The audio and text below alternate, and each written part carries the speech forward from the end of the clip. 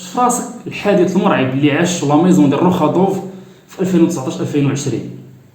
في موسم 2019 2020 لا ميزون روخادوف خرجت بارفان عادي، هذاك لو بارفان سميتو كرييشن اي، هو واحد البارفان اللي ايبيسي بوازي يدير البرد. المهم ما علينا، فاش خرجت هذا لو بارفان دارت لي ديستريبيسيون عادي للمتاجر، بداو الناس كياخذوه.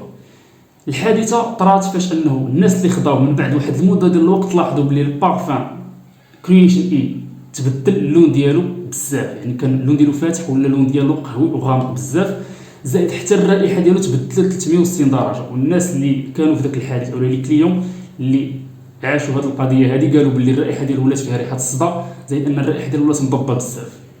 وهذه القضيه هذه خطيره بزاف على السمعه وعلى الصوره ديال اي ميزون دو بارفيوم، حيت لي كليون غيبداو يتشكاو، غيبداو ينشروا التصاور، غيبداو ينشروا الاشاعات، واقيلا فيه شي حاجه كضر، واقيلا فيه شي حاجه، واقيلا روخادوف ما ضبطش الامور ديالو.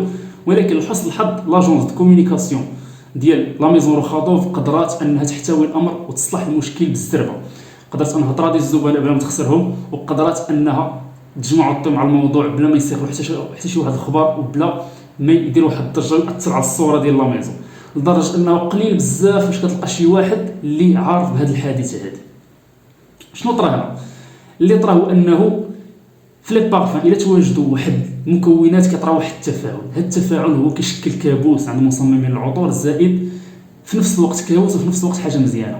هذا التفاعل هو اللي كيؤدي لتكون ما يسمى بلي باز شيف او لا تشيف بيزز. هاد لي باز شيف كيكونوا نتيجه ديال التفاعل ديال ما يسمى بالالديهايدز او لي زالديهيد مع لي زامين بريمير، جينيرالمون تيكون نتيجه ديال الديهيد مع لونترانيلات دو ميثيل.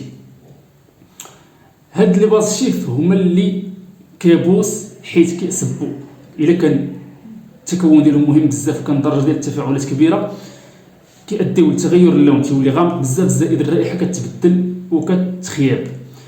علاش حاجه مزيانه؟ يعني الا كانوا هاد التفاعلات بواحد النسب اللي قليله بزاف بلا ما ياثروا ما بين واحد لي زالديهيد معينين، كتكون التاثير ديالهم مزيان. علاش؟ حيت هما تيكونوا عندهم تيكون هما كموليكول، يعني كماده كتكون كتزيد من الاداء، كتزيد من التبادل العطر، زائد قوه الرائحه.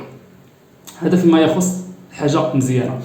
دونك هنا تقول لي شنو هو الحل؟ الحل دابا حاليا راه ولا معروف تقريبا، كاع مصممين العطور تياخذوا هادشي في عين الاعتبار، ولاو مليستين كاع المواد اللي فيهم هاد لونترانيلات دو ميثيل اولا كاع لي زامين بريمير الاخرين اولا اندول. اندول هو لامين سكوندير الوحيد، بون ما تصدعوش راسكم مع هاد السميات. ولاو مليستين كاع المواد اللي كيقدوا يعطيو هاد لي باز شيف، ولاو كياخذوهم بعين الاعتبار. بحال مثلا المواد اللي كنخدموا بهم حنا، كاين النيغولي فيه لونترانيلات دو ميثيل، كاين لي لانغ لانغ، كاين لي زاكور اللي فيهم الفريز. يعني الا كنتي كتخدم بواحد لا باز كو سوا ناتوريل ولا ماشي ناتوريل، الا كانت لا باز ديال اللي فيها الفريز، فغالبا واحد النسبه كبيره تيكون فيها هاد الماده هذه ديال لونترانيلات دو ميثيل اللي كتؤدي لتكون الباز شيف. دونك هذا ما كان. نتمنى هذا الفيديو يكون عجبكم، والا كنتي انتريستي انه يكون عندك حتى انت ولا حتى واحد البارفان بريفي ديالك مصمم على الذوق ديالك، فراه حنا كنديروا هذه الخدمه هذه اللي راه في السيت ويب، كتكوموندي، كاين لا ليست لي نوت تما، كتشوف لي نوت اللي عجبوكم، كتختار، كتكوموندي، كنهضروا معاك، كنفهموا الذوق ديالك مزيان، وكنقادوا لك لا فورميلاسيون. هذا ما كان، في امان الله.